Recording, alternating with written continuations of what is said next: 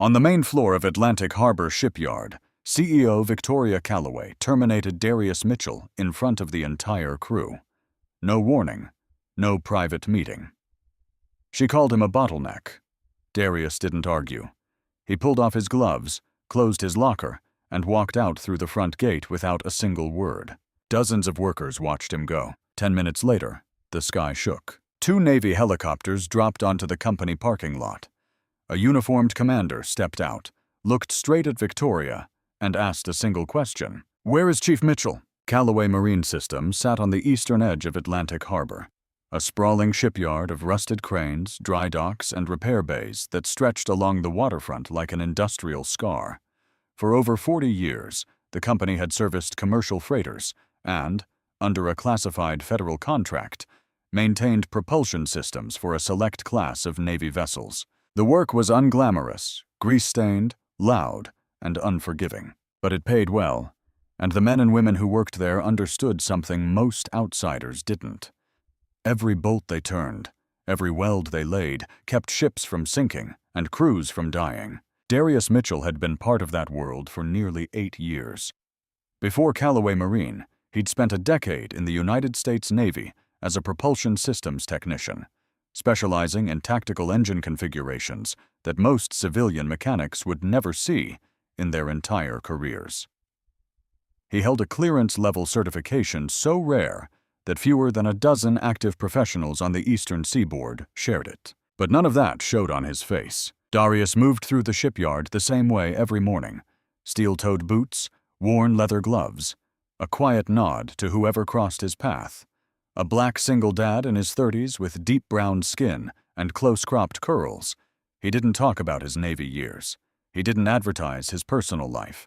He simply showed up, did the work right, and went home to his daughter. Victoria Calloway had arrived at the company 14 months ago, appointed by the board of directors with a single mandate: cut costs, raise output, and drag the company into profitability within 2 fiscal years. She was sharp. Harvard MBA. A track record of turning around failing logistics firms in the Northeast. The board loved her because she spoke in numbers: cycle times, labor efficiency ratios, overhead per unit. Within her first quarter, she had restructured 3 departments, replaced 2 floor managers, and installed a digital performance tracking system that measured every technician's output down to the hour. The shipyard, which had once operated on trust and experience, now ran on dashboards and weekly scorecards. The friction between Victoria's system and Darius's method was inevitable. On paper, Darius was slow. His repair times ran 20 to 30% longer than the yard average. He rechecked systems that had already passed inspection. He refused to sign off on work orders unless he had personally verified every component in the chain. His quarterly performance reviews flagged him repeatedly: below efficiency benchmarks, failure to meet turnaround targets, potential bottleneck in Bay 7 workflow. What the reports didn't capture was the fact that Darius's work had a 0% failure rate. Not one ship he'd serviced had ever returned with a mechanical complaint. Not one. That morning, Victoria walked onto the main floor with a clipboard and 2 members of HR trailing behind her. The bay was full. Welders working on a cargo vessel's hull in Dock 3, a crane repositioning an engine block in Bay 5, and a dozen technicians scattered across stations. The noise was constant: metal on metal, hydraulic hisses, the distant horn of a harbor tug. Victoria stopped at Bay 7, where Darius was elbow-deep inside the gearbox housing of a commercial tanker. She didn't wait for him to finish. She called his name across the floor, loud enough for the nearest crews to hear. Darius straightened up and wiped his dark brown hands on a shop rag. Victoria informed him, in front of everyone within earshot, that his position was being terminated effective immediately. She cited repeated underperformance, chronic delays in project completion, and a pattern of non-compliance with the new workflow optimization protocols. Her tone was clinical. She read from a prepared document. She did not ask if he had questions. She told him to collect his personal belongings and report to HR for exit processing before the end of the hour. The floor went quiet in sections like a power grid shutting down block by block. First, the welders closest to Bay 7 stopped. Then the crew in Bay 5 looked over.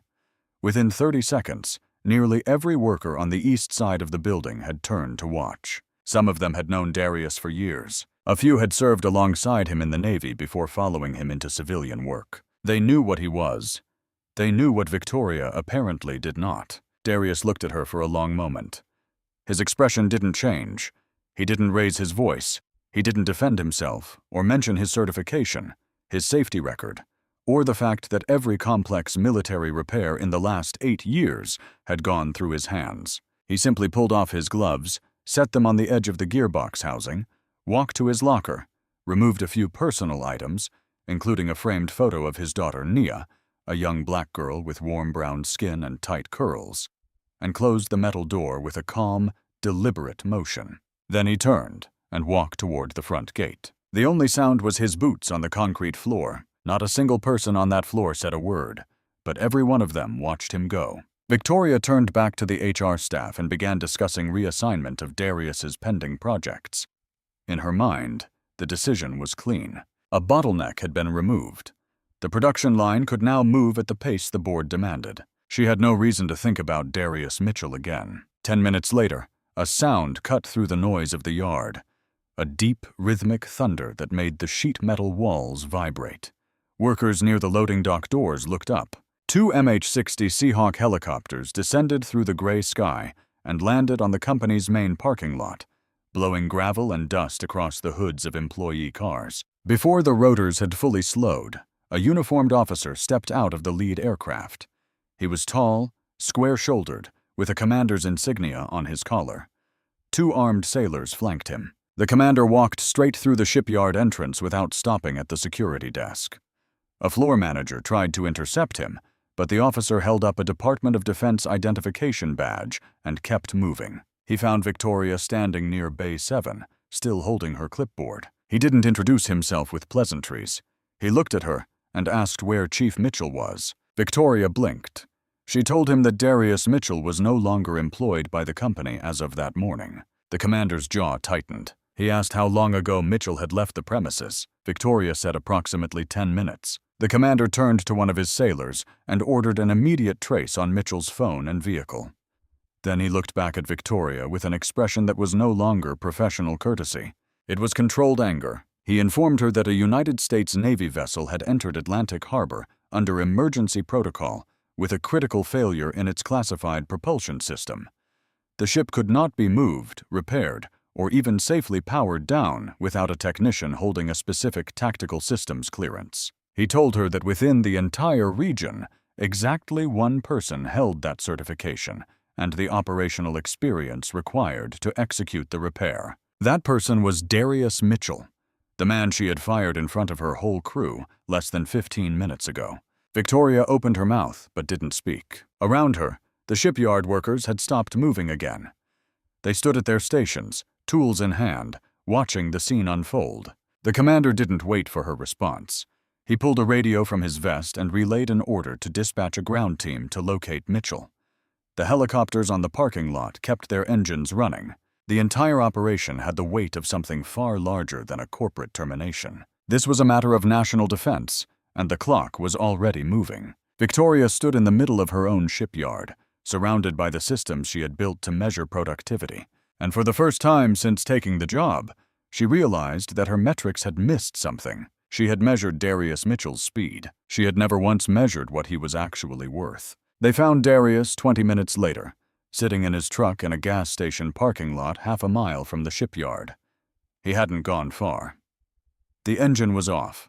His work bag sat on the passenger seat. He was staring through the windshield at nothing in particular when a black SUV with government plates pulled in beside him. Commander Holt stepped out of the vehicle personally, flanked by a lieutenant. Darius recognized the rank insignia before the man said a word.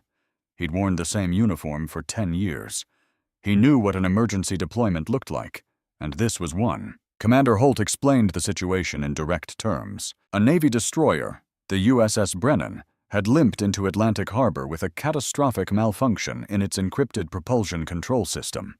The ship had been operating on a classified patrol route when the primary propulsion array began cycling erratically, triggering automated safety lockdowns across 3 interconnected engine subsystems. The vessel had managed to reach port under auxiliary power, But the main drive was now locked in a fault state that the onboard engineering crew couldn't resolve. Every attempt to access the encrypted diagnostic layer had been rejected. The system required a technician with a specific tactical clearance code and hands-on experience with that generation of propulsion architecture. Holt told Darius that the Navy had contacted every certified specialist on the eastern seaboard. 2 were deployed overseas. 1 had retired and let his clearance lapse. That left Darius the only qualified person within reach. Darius listened without interrupting. When Holt finished, Darius asked one question: whether the request was coming through Callaway Marine Systems. Holt said no. This was a direct Navy operational matter, but the repair would need to be performed at the Callaway dry dock because the ship was already berthed there. Darius shook his head slowly. He told the commander that he wasn't going back into that facility as a Callaway employee. He had been publicly terminated less than an hour ago. He would not walk back through those gates under Victoria Callaway's authority, work on her floor, and pretend that nothing had happened. It wasn't about pride. It was about principle. He had spent 8 years maintaining the highest safety standards in that yard, and the company had decided that his standards were the problem. He would not validate that decision by crawling back the moment they needed him. Holt studied Darius's face. He had dealt with enough veterans to know the difference between stubbornness and conviction. This was conviction. He asked Darius what it would take. Darius was clear. He would perform the repair, but only under a direct contract with the United States Navy, not Callaway Marine, not Victoria. The Navy would be his client, and Callaway's facility would simply be the location. He would have full technical authority over the operation. No one from management would interfere with his process. No one would ask him to cut steps, rush sequences, or skip safety protocols. If those terms were met, he would do the job. If they weren't, the Navy could fly in someone from overseas and wait however long that took. Commander Holt made 2 phone calls from the gas station parking lot. The first was to Naval Station Norfolk. The second was to a contracting officer at the Department of Defense. Within 45 minutes, a field contract was drafted, transmitted digitally, and signed by both parties on the hood of the government SUV. Darius Mitchell was now an independent contractor engaged directly by the U.S. Navy for an emergency classified repair. Callaway Marine Systems was not a party to the agreement. Victoria Callaway's name appeared nowhere on the document. When Darius's truck pulled back through the shipyard gates, escorted by the commander's vehicle, every worker on the floor saw it happen. The man who had walked out in silence less than 2 hours ago was now walking back in with a Navy commander at his side and a federal contract in his hand. Victoria was standing near the administrative office when she saw them cross the floor. No one had informed her of the terms. Holt approached her and explained in polite but unmistakable language that Darius was operating under military authority and that her staff should provide access to Bay 7 and the dry dock without interference. Victoria's face didn't move, but the shift in power was visible to everyone watching. She nodded once and stepped aside. Darius changed into a clean set of coveralls from his truck and walked down to the dry dock where the USS Brennan was berthed. The destroyer sat low in the water, its hull streaked with salt residue from weeks at sea. Armed sailors stood watch at the gangway. Below deck, the engineering compartment was hot, cramped, and filled with the acrid smell of overheated circuitry. The ship's chief engineer, a lieutenant named Reeves, briefed Darius on what they had already tried. 3 separate diagnostic attempts had failed. Each time they tried to access the encrypted propulsion control layer, the system interpreted the input as a security breach and locked down further. They were now 4 layers deep into a cascading lockout, and every failed attempt made the next one harder. Darius spent the first 90 minutes doing something that would have infuriated Victoria's performance metrics. He did nothing visible. He sat with the technical manuals. He reviewed the system architecture diagrams. He traced the fault logic from the original error code through each subsequent lockout layer, mapping the cascade on a notepad with a pencil. Reeves watched him and eventually asked how long the process would take. Darius told him he would know when he knew, and not before. He wasn't being difficult. He was being precise. One wrong input into the encrypted layer wouldn't just fail. It could trigger a thermal safety response in the propulsion core. In plain terms, it could start a fire in the engine compartment of a Navy destroyer docked in a civilian harbor. When Darius finally moved to the console, He had a plan mapped out in 12 sequential steps. He explained each one to Reeves and the engineering team before touching a single control. Steps 1 through 10 were methodical authentication sequences, manual overrides of the lockout timers, and a controlled reset of the diagnostic interface. Each step took between 5 and 15 minutes. The crew watched in silence, some of them taking notes they would later include in their operational reports. Darius's hands were steady. His voice was flat and technical. He announced each action before executing it and confirmed each result before moving to the next. Steps 11 and 12 were different. To fully restore the propulsion system, Darius needed to bypass a hardwired safety interlock that was designed to prevent unauthorized access to the engine's core operating parameters. The bypass required manually entering a command sequence while the system was in a brief transitional state between lockout cycles. That window lasted approximately 90 seconds. During those 90 seconds, the safety interlock would be disengaged, meaning the propulsion core would be unprotected from thermal overload. If Darius entered the sequence correctly, the system would reboot cleanly, and the interlock would re-engage automatically. If he made an error, the core could spike, and the risk of fire or worse would become very real, very fast. Darius looked at Reeves and told him to clear all non-essential personnel from the compartment. Reeves ordered the room emptied, except for himself, Darius, and one fire safety officer. The rest of the crew filed out and waited in the corridor. Darius positioned himself at the main console, checked his notes one final time, and told Reeves he was beginning the bypass sequence. The compartment fell silent, except for the low hum of the auxiliary systems. The 90 seconds moved slowly. Darius's fingers entered each command in sequence without hesitation, but also without rushing. Every keystroke was deliberate. At the 40-second mark, a warning indicator flashed amber on the console. The system was registering the unprotected state of the core. At the 70-second mark, the temperature gauge on the propulsion housing ticked upward by 2 degrees. Reeves gripped the edge of his station, but said nothing. At 86 seconds, Darius entered the final command string. The console flickered. The warning light went from amber to green. The propulsion system began its reboot cycle, and the safety interlock re-engaged with a solid mechanical click that echoed through the compartment. The temperature gauge settled back to normal. It was done. Reeves exhaled and called the all-clear. Within minutes, the engineering crew flooded back into the compartment, checking readings, confirming system stability, and running post-repair diagnostics. Everything came back clean, not just functional, optimized. Darius had not only cleared the fault cascade, but recalibrated 2 subsystems that had been running slightly out of spec, problems the ship's own crew hadn't even identified yet. Commander Holt came below deck, shook Darius's hand, and told him the Navy would be filing a formal commendation. Darius thanked him, packed his tools, and walked back up to the main deck. What he found when he emerged was something he hadn't expected. The shipyard workers had gathered along the dry dock railing, dozens of them still in their work gear, watching. They had seen him walk in with the commander. They had waited through the hours of silence.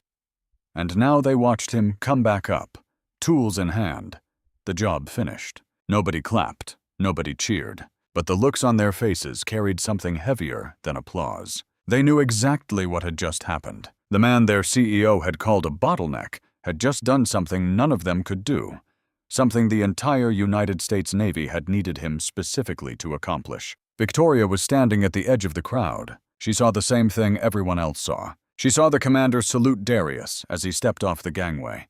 She saw her own employees watching the man she had fired with an expression that looked dangerously close to loyalty, and she understood, in a way that no performance dashboard could ever communicate, that she had made a serious miscalculation. The fallout was swift. One of the younger workers on the dock had recorded the helicopter's arrival and landing on a phone. The video, 2 Navy Seahawks descending onto a civilian parking lot, military personnel rushing into a shipyard, hit social media within hours. It spread fast. By the next morning, regional news outlets had picked it up. By the following afternoon, national defense journalists were making calls. The story that emerged was devastating for Callaway Marine. A defense contractor had fired its only qualified tactical propulsion specialist, forcing the Navy to scramble helicopters for an emergency extraction from a gas station parking lot. The optics were catastrophic. 3 commercial shipping clients suspended their contracts pending review. 2 more requested formal assurance that the company's restructuring had not compromised technical capability across other service areas. The phone lines at Callaway Marine's front office rang non-stop for days, and none of the calls were good news. Internally, the board of directors convened an emergency session and opened a formal investigation into Victoria's performance review methodology and the decision-making chain that led to Darius's termination. Victoria, who had arrived 14 months ago as the company's savior, was now its biggest liability. Meanwhile, Darius's phone began to ring with a different kind of call. A senior logistics officer at the Pentagon left a voicemail offering a consulting position with the Naval Sea Systems Command. A private defense contractor based in Virginia sent a written offer within 72 hours. A shipbuilding firm in Connecticut reached out through a mutual contact proposing a technical director role at nearly 3 times his former Callaway salary. Darius had walked out of the shipyard that morning as an unemployed mechanic. By the end of the week, he was the most sought-after propulsion specialist on the eastern seaboard. Victoria sat in her office on the 4th day after the incident, staring at a board memo that outlined 2 possible outcomes. Either she retained Darius Mitchell and repaired the company's standing with the Department of Defense, or Callaway Marine would lose its military contracts entirely, a revenue stream that represented nearly 40% of annual income. Her performance dashboard still glowed on the monitors behind her, the same charts and graphs she had used to justify the firing. The numbers hadn't changed, but the meaning behind them had collapsed. She had looked at Darius Mitchell and seen a cost. She had never once considered that he might be the most valuable asset in the building. And now, with his phone ringing and his options multiplying, she faced the very real possibility that he was already gone for good. The board's directive arrived on Victoria's desk 6 days after the incident, delivered not by email, but by the chairman himself, an old-money shipbuilder named Gerald Pratt, who had served on the Callaway board for over 20 years. He didn't raise his voice. He didn't need to. He sat across from Victoria in her own office and told her plainly that if Darius Mitchell signed with another company, or worse, with a competing defense contractor, the Department of Defense would almost certainly pull Callaway Marine's military servicing authorization. That authorization wasn't just a contract. It was the foundation the company had been built on. Without it, the commercial side wouldn't survive 18 months. Pratt told Victoria to fix it. Then he left. Victoria called Darius that evening. He didn't pick up. She called again the next morning. No answer. On the 3rd attempt, she left a voicemail. Brief, professional, asking for a meeting at a location of his choosing. Darius returned the call 2 days later. He agreed to meet, but not at the shipyard, and not at the corporate office. They sat across from each other in a booth at a diner off Route 9, 3 miles from the harbor. Victoria came alone. No HR representatives, no clipboard. She ordered coffee and waited for Darius to speak first. Darius told her he had received 4 formal offers in the past week. 2 from private defense firms, 1 from a Pentagon advisory office, 1 from a naval engineering group based overseas. Any of them would pay more than Callaway Marine ever had, and none of them would require him to justify why he double-checked his own work. He said he was not telling her this to negotiate. He was telling her because he wanted her to understand the position clearly before he explained what he actually wanted. What Darius proposed was not a return to employment. He would not come back as a senior technician, a floor manager, or in any title that placed him inside Victoria's corporate hierarchy. Instead, he would return as an independent safety and technical consultant, contracted directly by the company under terms approved by the board. His role would not be to fix ships, though he would continue doing that when needed. His role would be to rebuild the safety infrastructure that the company's efficiency-first culture had been slowly dismantling for the past 14 months. He would have the authority to halt any operation he deemed unsafe, override any production schedule that compromised technical standards, and implement a new certification framework for every technician on the floor. No exceptions, no appeals to the quarterly earnings report. Victoria asked him what that would look like in practice. Darius didn't hesitate. He laid out 3 things. First, an independent safety audit of every active repair bay, dry dock, and diagnostic system in the facility, conducted by a third-party firm with no financial ties to Callaway Marine. Second, a minimum competency standard for all technicians, not based on speed or output volume, but on demonstrated skilled diagnostic accuracy and adherence to safety protocol. Anyone who didn't meet the standard would be retrained, not terminated. Third, a hands-on training program designed and led by Darius himself, focused on the kind of deep technical knowledge that no dashboard could measure.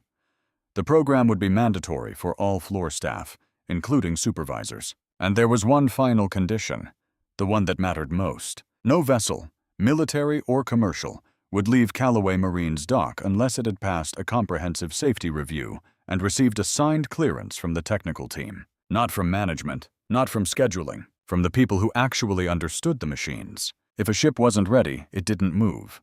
Period. Darius told Victoria that this wasn't a suggestion. It was the only scenario in which he would walk back through those gates. Victoria sat with his words for a long time. She understood what he was really asking. It wasn't about money or titles. He was asking her to admit, not just privately, not just to the board, but operationally, structurally, in every workflow and decision chain, that expertise mattered more than efficiency metrics. That the people who turned the wrenches and read the fault codes and crawled inside engine compartments at 2 a.m. were not interchangeable units on a productivity chart. They were the reason ships didn't sink. Agreeing to Darius's terms meant dismantling the very system she had spent 14 months building. It meant admitting that her approach had been, at its core, wrong. She agreed, not enthusiastically, not with a speech. She simply said yes, asked Darius to send the formal proposal to the board, and finished her coffee. They shook hands in the parking lot, and Darius drove away in the same truck he had been sitting in when the Navy found him at a gas station 10 days earlier. The changes began within 2 weeks. The third-party safety audit took a full month to complete, and the results confirmed what the floor crews had known for years. 14 active workstations had deferred maintenance issues. 3 diagnostic systems were running on outdated calibration profiles. 2 dry docks lacked proper emergency shutoff redundancies. None of these problems had appeared on Victoria's performance dashboards because the dashboards weren't designed to look for them. They measured output. They didn't measure risk. Darius addressed each finding systematically. He didn't grandstand.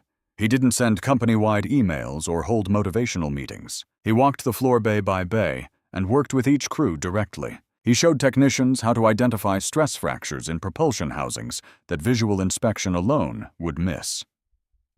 He rebuilt the diagnostic checklist for encrypted naval systems from scratch, turning a 2-page form into an 8-page technical document that left no room for shortcuts. He sat with junior mechanics during their shifts and walked them through repairs step by step, not to slow them down, but to make sure they understood what they were doing and why each step existed. The first real test came 7 weeks into the new system. A commercial cargo vessel was scheduled to depart on a Tuesday morning. The client was a major shipping company, and the contract had a penalty clause for delays. During the final safety review, one of Darius's newly trained technicians flagged an irregularity in the vessel's steering linkage, a slight misalignment that fell within the old tolerance range but outside the new standard. Under the previous system, the ship would have sailed. Under the new protocol, it didn't. Darius reviewed the finding, confirmed the technician's assessment, and refused to sign the clearance. The ship stayed in dock for an additional 36 hours while the linkage was corrected. The shipping company threatened to pull the contract. Victoria took the call personally. She told them that the ship would leave when it was safe, and not a minute sooner. It was the first time she had chosen Darius's standard over a client's deadline, and the floor crew noticed. Over the following months, something unexpected happened. The numbers that Victoria cared about actually started improving, not because people were working faster, but because they were working correctly the first time. Rework rates dropped by nearly 40%. Warranty claims from commercial clients fell to their lowest level in a decade. The Navy renewed Callaway Marine's servicing authorization with an expanded scope, citing improved technical standards and operational reliability. 2 of the 3 commercial clients who had suspended contracts returned, and one of them increased their service agreement. The company didn't become more efficient by pushing harder. It became more efficient by stopping the cycle of mistakes that the old system had been generating and then scrambling to fix. 1 year after the morning Victoria had stood on the main floor with a clipboard and fired her best mechanic, Callaway Marine Systems was cited by a Federal Maritime Review Board as a model facility for safety compliance in the private defense servicing sector. The report mentioned the company's independent audit program, its technician certification framework, and its zero-incident safety record over the preceding 9 months. Victoria's name was on the report as CEO. Darius's name was not. He hadn't asked for it to be. Victoria had become the different kind of leader. Not softer, not less strategic, but more aware of what the numbers couldn't tell her. She still read the dashboards. She still tracked cycle times and labor costs. But she had learned to walk the floor, to ask the technicians what they saw, and to trust that the people closest to the work understood things that no spreadsheet could capture. She never made a public apology for firing Darius. She didn't need to. The changes she made spoke louder than any statement. Darius continued doing what he had always done. He showed up early. He checked the work twice. He kept his tools clean and his standards absolute. He didn't seek interviews or speaking engagements. When the federal report was published, a journalist called him for a quote. He declined. He wasn't interested in being a story. He was interested in making sure that every ship that left his dock was safe enough to bring its crew home alive. That had always been the point. It was the only thing that had ever mattered.